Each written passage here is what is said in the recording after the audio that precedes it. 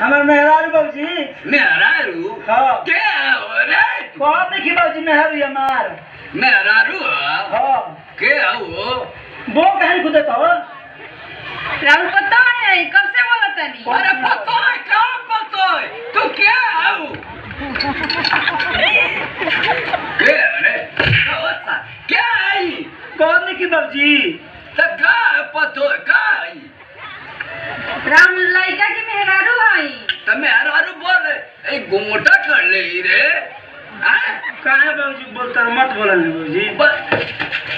यहाँ के थार मुआ दे तो कैसे बिया कैले कमर ससुरा आने पाने बिया कर दे रे तो हमार संगतिया हम बतियाओ तने पहले से गाड़ी चलाओ जो तने भैंसे तो ने आवत लिए गोबर बिना तो से भेंट करते हैं तो कहता ठीक सब कहते साला कैसा दिन रात भैंसिए खियावत पियावत हम ना जानते हैं कि इहो तोरे दिमाग में चला तो बिया शादी करे पागल हम तो जानी कि ससुरा पागल तू तो असली ढीठ पागल बाड़े बड़े भी नहीं है करेगा सियान बड़ा खतर कौन भी नहीं है रे वो हमार संगतिया जय सा कहो ठीक भी बाबूजी हैं ठीक बिया देखो तो नो बार के तू का देखब हम देखा लिखी आज ये करम हमें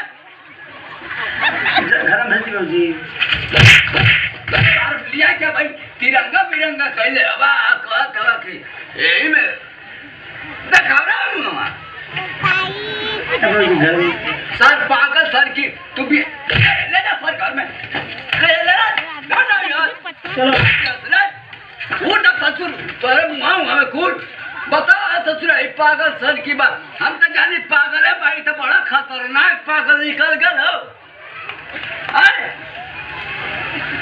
अयो न पता कैसन ये होता चियार ये कि मिच पिचार ये मुँहवे ना देखो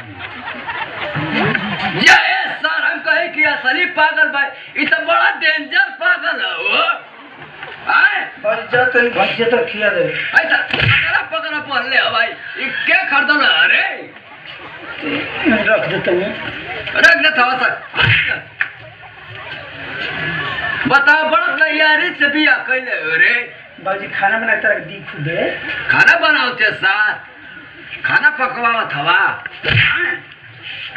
चाटस का खुद मत आवाज मत करिए नहीं तो क्या के मुँह आदम सा अब नहीं तो कहाँ हम बोलनी है कुछ बोला तनी तू साथ पागल हवे कि तू बड़ा खतरनाक पागल हवे रे हमारे के मार तरह कंसा तो तोरे माई के मारी ऊपर चल गई तो रोहित माई न तो हमरो बाजा बाज के बिया भरे धम धम आता का बम फोड़वा देले होते का पर बिया में कि मैं बराती सहित उड़ गल होता आए दुबई भेज देले होते का अच्छा सा बैठ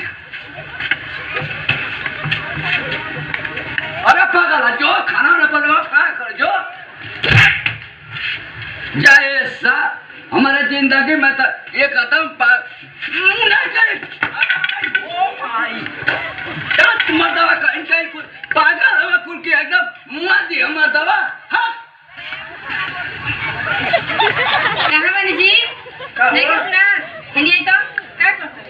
का पकड़ धोती तो तनी धोके नहीं है धोती हम हाँ ये तो समझे तो उठा तो डोरिया से काटा है बैठ के हमरा से सब्जी भी ना काटे ठीक बनो केकरा से काटे? तो ये समय हमारा हाथ खिया गल मैं दिमाग हाथ खिया ले सब्जी काटो हमारे समझा दे रही बात ज्यादा नहीं सुनते क्या करते अच्छा कटबो कि ना सब्जी हम ना काटे बहुत दिन ना खाली हम वही काटे ये कर रे का ये क्या करते ले तो धोए के आए धोए के आसार औलिया लो के तोई आए तो इसके बाद ही क्या तो सूते ओके हम पकाओ बले सर कहाँ का मटर हो समझाओ तीन तो खई बात हम पकाओ बदल लिया लवा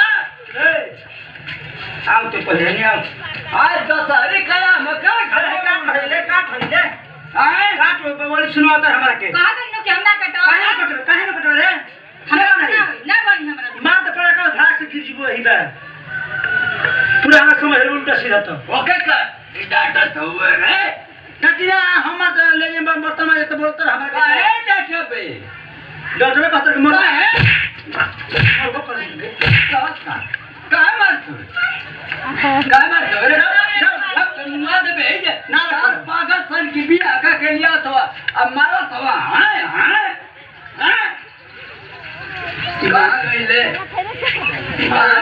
ना करते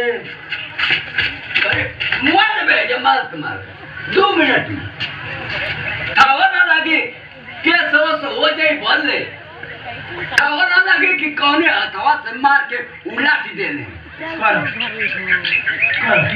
क्या बोला तो बुझा जाए बोला तुम बोला हम ना कहां गई रे खाना बनाओ करने ना नहीं मत हम बाजी बरते हैं तो लेना बारवा तो क्या किया ये सा क्या किया खियाई